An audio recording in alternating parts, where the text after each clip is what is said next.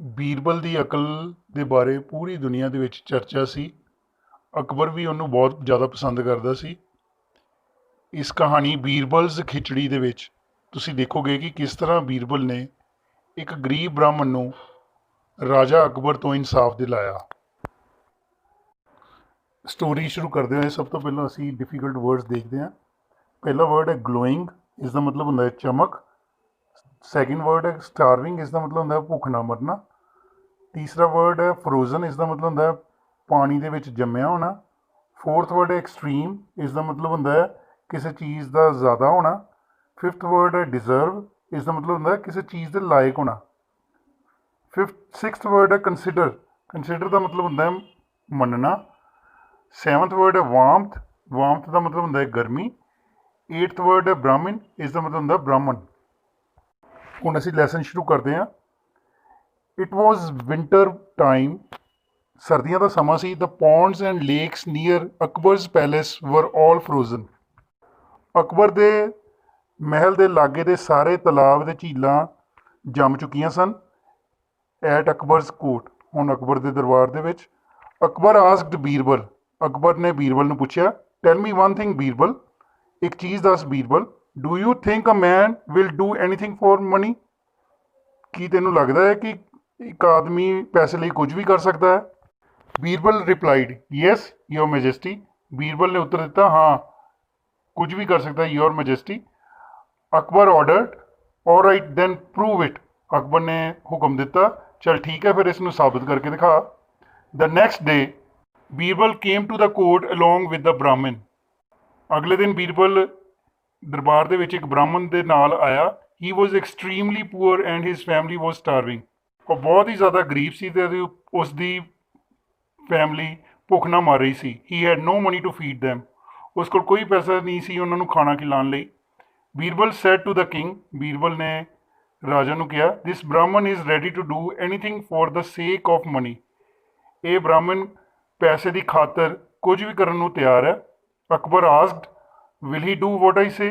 ਅਕਬਰ ਨੇ ਕਿਹਾ, ਕੀ ਇਹ ਉਹ ਕਰੇਗਾ ਜੋ ਮੈਂ ਕਹਾਂਗਾ? Anything if I get some money to feed my family, said the poor ਬ੍ਰਾਹਮਣ।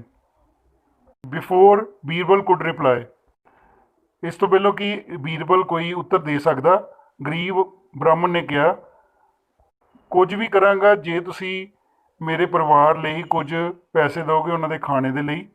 ਦ king said to the Brahmin, ਰਾਜੇ ਨੇ ਬ੍ਰਾਹਮਣ ਨੂੰ ਕਿਹਾ, stand inside the frozen pond all through the night without any clothes and I will give you 2000 gold coins. ਪਾਣੀ ਦੇ ਜੰਮੇ ਹੋਏ ਤਲਾਬ ਦੇ ਵਿੱਚ ਸਾਰੀ ਰਾਤ ਬਿਨਾਂ ਕੱਪੜਿਆਂ ਤੋਂ ਤੈਨੂੰ ਖੜਾ ਰਹਿਣਾ ਹੈ ਅਤੇ ਫਿਰ ਮੈਂ ਤੈਨੂੰ 2000 ਸੋਨੇ ਦੇ ਸਿੱਕੇ ਦੇਵਾਂਗਾ। ਦ ਪੂਅਰ ਬ੍ਰਾਹਮਣ ਨੀਡਡ ਮਨੀ, ਗਰੀਬ ਬ੍ਰਾਹਮਣ ਨੂੰ ਪੈਸੇ ਦੀ ਜ਼ਰੂਰਤ ਸੀ। ਹੀ ਹੈਡ ਨੋ ਚੋਇਸ, ਉਸ ਕੋਲ ਕੋਈ ਚੁਣਾਵ ਨਹੀਂ ਸੀ, ਚੋਇਸ ਨਹੀਂ ਸੀ।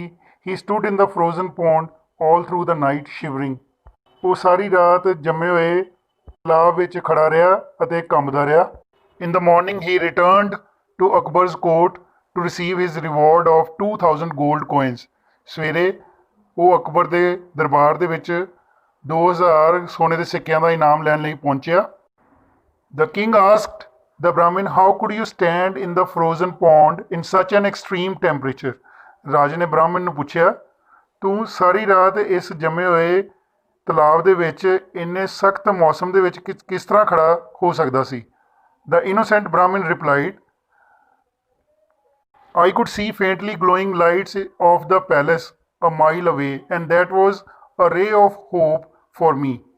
ਮਾਸੂਮ ਬ੍ਰਾਹਮਣ ਨੇ ਜਵਾਬ ਦਿੱਤਾ, ਮੈਂ ਮਹਿਲ ਦੀ ਇੱਕ ਮੀਲ ਦੂਰ ਜਗਦੀਆਂ ਚਮਕਦੀਆਂ ਹੋਈਆਂ ਲਾਈਟਾਂ ਨੂੰ, ਰੋਸ਼ਨੀ ਨੂੰ ਦੇਖ ਸਕਦਾ ਸੀ। And that was a ray of hope for me, ਉਹ ਹੀ ਮੇਰੀ ਉਮੀਦ ਦਾ ਇੱਕ ਸਹਾਰਾ ਸੀ। I kept looking at the lights, ਮੈਂ ਰੋਸ਼ਨੀ ਨੂੰ ਦੇਖਦਾ ਰਿਹਾ। And thinking about my family that they will get food if I continue to stand in the pond, ਅਤੇ ਆਪਣੇ ਪਰਿਵਾਰ ਬਾਰੇ ਸੋਚਦਾ ਰਿਹਾ ਕਿ ਜੇਕਰ ਮੈਂ ਤਲਾਬ ਵਿੱਚ ਇਸੇ ਤਰ੍ਹਾਂ ਖੜਾ ਰਿਹਾ ਤਾਂ ਮੇਰੇ ਪਰਿਵਾਰ ਨੂੰ ਖਾਣਾ ਮਿਲ ਜਾਏਗਾ।